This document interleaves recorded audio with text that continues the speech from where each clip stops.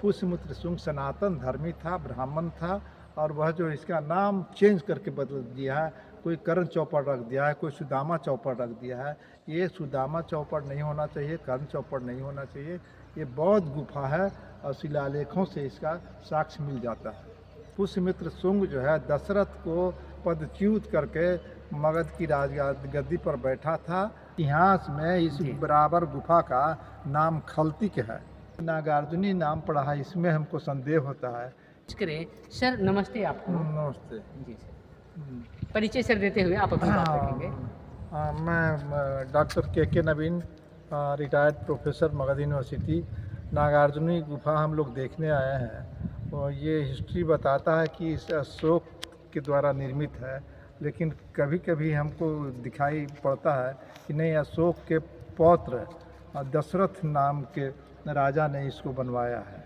अशोक का पौत्र दशरथ जो था यही गुफाओं में आकर के छिप गया था। रामायण महाभारत जो भी रचना हुई पुष्यमित्र शुंग के समय से ही रामायण महाभारत वेद पुराण की रचना हुई है, उसके पहले कहीं नहीं है। अगर वैसा होता तो वेद पुराण में बुद्ध का नाम क्यों आता है? मैं शिव प्रसाद और बुद्ध रत्न बोध गया बिहार से मगध विश्वविद्यालय का पीएचडी स्कॉलर हूँ। आज हम अपने साथी भीमराव पाटिल जी के साथ हैं, जो महाराष्ट्र ऑटोनोमस कॉलेज के प्रोफेसर हैं। उनके साथ हम बराबर आए हैं और बराबर लाने में अहम रोल यानी मार्गदर्शक के तौर पर हमारे बीच यहाँ मौजूद हैं पाली डिपार्टमेंट के रिटायर्ड प्रोफेसर डॉक्टर के नवीन सर।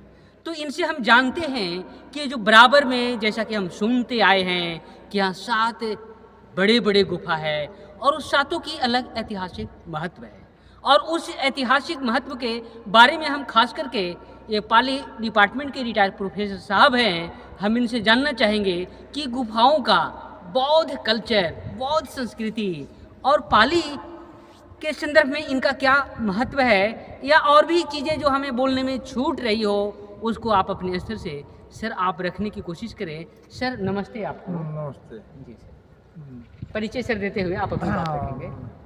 मैं doctor K Naveen, retired professor Magadh University. Nagarjuni गुफा हम लोग देखने आए हैं और ये हिस्ट्री बताता है कि इस अशोक के द्वारा निर्मित है, लेकिन कभी कभी हमको दिखाई पड़ता है कि नहीं, अशोक के पौत्र दशरथ नाम के राजा ने इसको बनवाया है।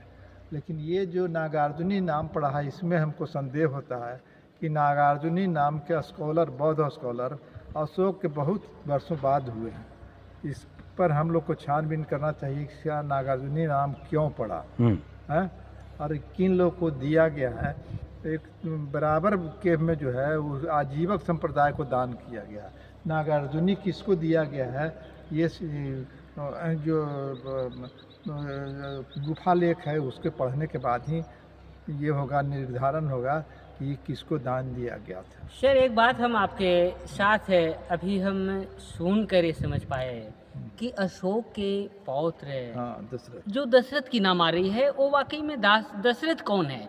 दशरथ जैसे ही नाम आती है तो एक गया जिला की जो गहलोर घाटी है वहाँ से भी एक बाबा दशरथ जो कबीरपंथी रहे हैं, मांझी समुदाय के रहे हैं, उनकी बात आती है। और दूसरा एक दशरथ नाम की जो चर्चा होती है वो ऐतिहासिक रामायण से जुड़ जाता है। आप ये दशरथ वाकई में कौन से दशरथ की बात कर रहे हैं या कोई और दूसरे दशरथ है? ना, ये दशरथ जो है अशोक के पौत्र हैं और उन्हीं के पीरियड में यहाँ ये किया गया था। अशोक पीरियड में खारवेल के सम्राट जो खारवेल उड़ीसा के राजा थे, वहाँ से अशोक काल में जैन प्रतिमा यहाँ पर भी आया था बिहार में। खारवेल उसको लेने के लिए आया था, तो अशोक का पुत्र दशरथ जो था यही गुफाओं में आकर के छिप गया था। फिर भी खोजते हुए खारवेल यहाँ आए और दशरथ को पकड़कर पाटलिपुत्र ले गए और कहा कि हमारी मूर्ति है, दो।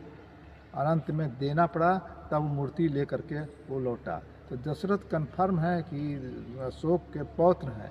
दूसरा दशरथ कोई नहीं है। बिल्कुल आपकी बातों से हम सुनकर सहमत। सहमत हैं हाँ। कि अशोक के जो पौत्र है वो दशरथ हैं। वो दशरथ रामायण के नहीं है। नहीं, नहीं। वो दशरथ घेलोर घाटी से बाबा दशरथ माउंटेन मैन नहीं है। वो दशरथ बिल्कुल अलग हैं। बात फिर आती है वो दशरथ जब यहाँ खोह में या गुफा में या पहाड़ के कंदराओं में छिपे होंगे, उस वक्त भी इसका नाम क्या वही ये बराबर ही था या कोई और ऐतिहासिक? खलतिक उसका नाम था। इतिहास में इस जी। बराबर गुफा का नाम खलतिक है। तो साथियों ये आप सुने हमारे बीच मगध विश्वविद्यालय के अंतर्गत पाली डिपार्टमेंट जो औरंगाबाद में एक कॉलेज है वहाँ ये कार्यरत रहे हैं। ये कुछ वर्षों के लिए ये मगध विश्वविद्यालय में भी पढ़ाने के लिए आए थे और लंबा समय का इनका अध्ययन है। आप इनकी बातों से भी समझकर ज़रूर ये महसूस करेंगे कि एक खाली करके एक बात करते रहे हैं कि खाली करके एक इतिहास में आता है, पाली के संदर्भ में आता है, बुद्ध के कल्चर जो स्टडी है या हिस्टोरिकल जो स्टडी है उसमें आता है और उस वक्त इसका नाम खालिज करके रहा है। और उसी खालिज के दरमियान यहाँ अशोक के पौत्र ये दशरथ रहे हैं और जिनको खोजने के लिए आए और उनको खोजे भी और उनके बाद उन्होंने आगे की बातें आगे ऐतिहासिक कड़ी से जुड़कर जो होगी वो आगे बाद में हम बताएंगे। सर कुछ बताना चाहेंगे तो हम इनसे पुनः रिक्वेस्ट करते हैं। सर ये जो बातें हैं जो हमने आपकी बातों को सुनकर रखा उसके संदर्भ में थोड़ा सा आप अपने स्पष्टीकरण देने की कोशिश करें। हम भी और थोड़ा सा बोल देते हैं। ये स्मरणीय होना चाहिए कि अशोक के पौत्र दशरथ के शासन काल में उनका सेनापति था पुष्यमित्र शुंग। जी। पुष्यमित्र शुंग जो है दशरथ को पदच्युत करके मगध की राजगद्दी पर बैठा था और ये अशोक और दशरथ के द्वारा गुफाओं का जो निर्माण करवाया गया था उसका जो पुष्यमित्र शुंग सनातन धर्मी था, ब्राह्मण था और वह जो इसका नाम चेंज करके बदल दिया है। कोई कर्ण चौपड़ रख दिया है, कोई सुदामा चौपड़ रख दिया है। ये सुदामा चौपड़ नहीं होना चाहिए, कर्ण चौपड़ नहीं होना चाहिए। ये बौद्ध गुफा है और शिलालेखों से इसका साक्ष्य मिल जाता है। ठीक सर यहाँ पे एक बात जो है आपका बिल्कुल एक क्रिया और प्रतिक्रियात्मक तौर पर सुनने के बाद हमको समझ में आ रही है। पुष्यमित्र शुंग की जिक्र किए आप और कह रहे हैं कि दशरथ को पदच्युत करके उन्होंने हाँ। ये बौद्ध जो साहित्य या तो मगध की सत्ता धरोहर रहा है उसको लेकर के उनका अलग आक्रामक रूप रहा है। तो ये वाकई में बौद्ध साहित्य के अंतर्गत जो दशरथ हुए और दशरथ जो बौद्ध शासन काल के एक राजा रहे हैं और उस राजा को पदच्युत करने का कार्य पुष्यमित्र शुंग किए हैं।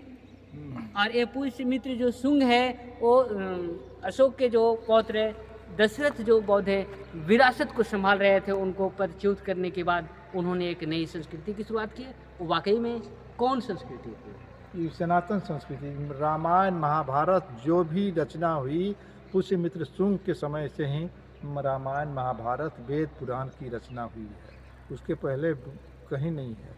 अगर वैसा होता तो वेद पुराण में बुद्ध का नाम क्यों आता है? बुद्ध तो 6ठी शताब्दी ईस्वी पूर्व में है और लोग कहते हैं कि 10,000 वर्ष 5,000 वर्ष महाभारत काल पुराना है। तो ये कल्पनीय है क्योंकि हम लोग ऐतिहासिक तौर पर देखे हैं कि जरासंध राजगिरी का जो राजा था जरासंध, वो बुद्ध काल से 400 वर्ष पहले का अवशेष हम लोग को मिलता है, उसके पहले का नहीं मिलता है। 5,000 10,000 वर्ष महाभारत पुराना नहीं है। बुद्ध के 400-500 वो 400 वर्ष के अंतर्गत वो महाभारत काल था। तो साथियों आपने ये जो कुछ भी सुने ये हमारे पाली डिपार्टमेंट से एक्सपीरियंस होल्डर भूतपूर्व प्रोफेसर है, इनका बारीक अध्ययन है और विशेष कुछ बोलूं तो कम पड़ेगा। आप इनके ही शब्दों से सुनेंगे वही हम समझते हैं, ये पर्याप्त होगा। आप जो कुछ भी सुने हैं समझे हैं, आपके दिलो दिमाग में जो क्रिया प्रतिक्रिया आ रही होगी आप कमेंट अवश्य करें। आपके कमेंट को कमेंट बॉक्स में देखकर आगे की जरूर कड़ी को हम जोड़ने की कृपा करेंगे। इसी के साथ आप तमाम लोगों को मेरी तरफ से बहुत बहुत धन्यवाद, साधुवाद, नमो बुद्धाय, जय भीम। जय भारत। चलिए। Thank you.